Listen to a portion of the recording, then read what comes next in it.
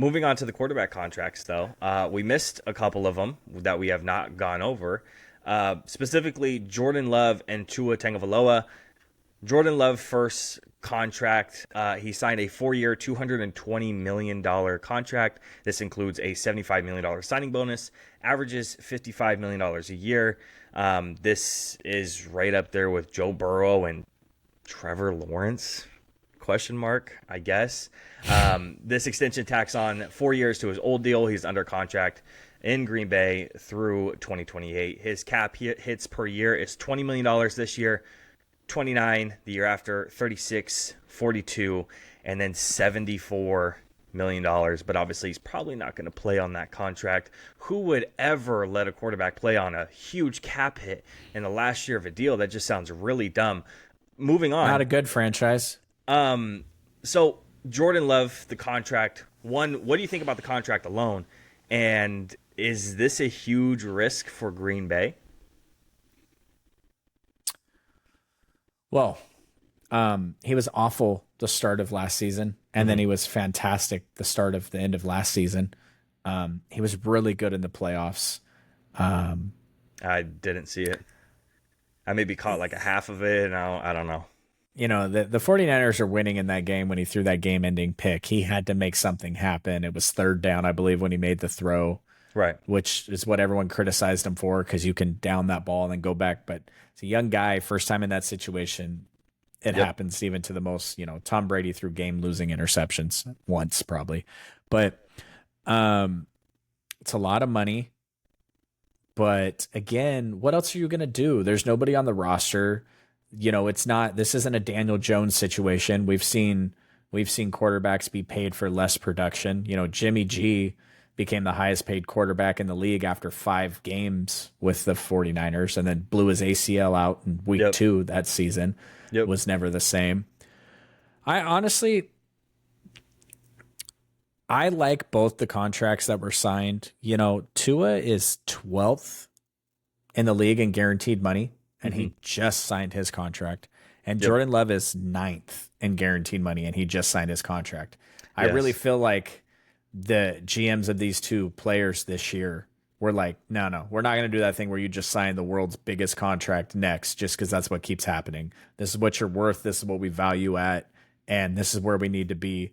I'm not going to believe any stories that they took less money to help build the team or any of that bullshit. I just think that the GMs got smart this year. And frankly, when you look at all these extensions, you look at the money, Jared Goff got, you look at what Lamar Jackson and Joe Burrow are making, you throw the Deshaun Watson contract out, obviously. That freaking Trevor Lawrence contract up there. We'll talk about it. Don't even bring it up right now. 3. That's crazy. My God. So the Jordan Love thing, obviously, it's a risk because the 1 year. It's 1 year. It's kind of essentially 8 games in playoff success.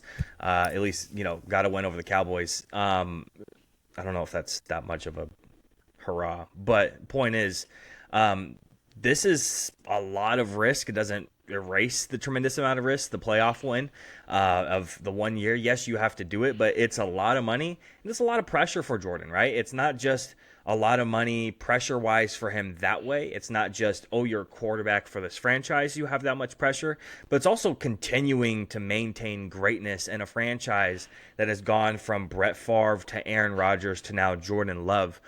He has to maintain that type of greatness. They have a certain amount of expectation and a certain amount of success that we're going to talk about. What does that success look like for these quarterbacks? Every quarterback I think has different levels of success or expectation of success, and Jordan Love I think is higher than a lot higher than Tua's, and it's not just because I think Jordan Love might be a better quarterback than Tua.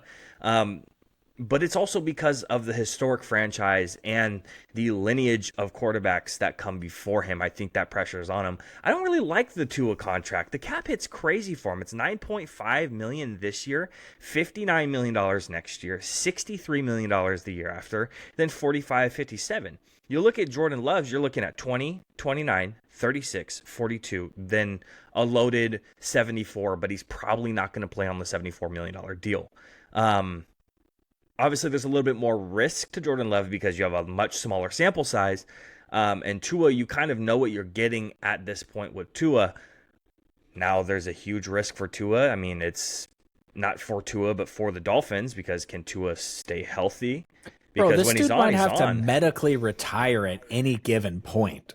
It's scary for him. I mean, we saw the injuries a couple of years ago. It's when he hit his head twice in one season within a couple of games. I mean, it's like, oh my, like it's hard to look at. It's those type of injuries, and it didn't look like anything significant. We're talking about looking like he barely rolled and hit the back of his head, but as soon as he did, it does not look good. I don't like the Tua contract personally. There's a Dolphins fan who works with me, and I talked to him about it. He's like, I like the Tua contract. We finally got something done before the season started. I love it. He's a big Tua guy, and I'm like, I don't know, man. It seems like the huge cap hits, and I get the whole guaranteed money thing, but it's a lot of cap hits for a guy that I know it's so hard to say isn't worth it, but he's making an average annual value of $53.1 million just ahead of Jared Goff. He's not the quarterback that Jared Goff is, but obviously that goes with the territory with this top 10. Most of the guys in the top 10 probably don't deserve to be in that top 10 being paid. It's just, I'm not the biggest fan of it. But what are you going to do? That's the market value of the quarterbacks, and you have no one else behind Tua to really, let him go and have another guy step in, right? You don't have a first round quarterback that you drafted pick 32 overall and had him sit for a couple of years, and then now you're having him play. So again, not the biggest Tua fan over here. So the cap hit is just not very. It's hard to digest for me. The Jordan Love contract has a huge risk to it, but like you said, what are you going to do? It's something you have to do at this point. The Miami Dolphins structured this contract to be able to get out of it, plain and simple. Mm-hmm. He's got a massive dead cap hit next year, but then the year after that, it goes from 80 million down to 25 million. And then I think if you designate him the post June blah blah blah cut we always hear about, it's like 17 million. Right. They really structured this deal to where if it doesn't work out long term, they can get out of it. Which the less guaranteed money you pay, the higher the cap hit hits. That's how the NFL cap works, and we all know that. And that's why I really like when we're looking at these kind of, he only gets $93 million guaranteed. Yeah. That's less than Dak got. That's less than what wide receivers are getting. It's So less than what Justin Jefferson's getting. yeah, I mean, could you imagine what happens? What I was talking about, Brandon Ayuk gets like a 4-1-10 with $90 million guaranteed or something stupid like that. Like that would just be, they'd be like, oh my God, that's Tua Tagovailoa money. But I think Miami knows what they have. I think they have not a gimmicky in a bad way. I love their offense. Obviously, Mike McDaniel's my man, but they have a gimmicky offense that he's able to run and shoot and read and throw and be quick about. But anytime they come up against Baltimore or Buffalo or Kansas City in the playoffs in the snow, cold weather in the playoffs, it's not gonna, and that's fine because if Brock Purdy had to go to those places and perform, it wouldn't be good. We've seen him play in the rain. It's awful. Luckily, we don't have to worry about it. We're in San Francisco. We're in the NFC. Brock Purdy's not a top 10 quarterback in the AFC. Just not.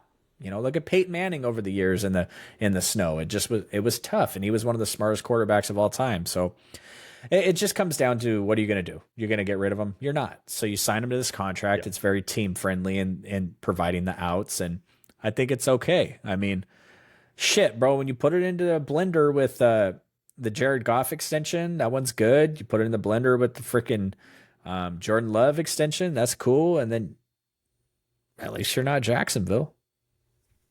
It's true.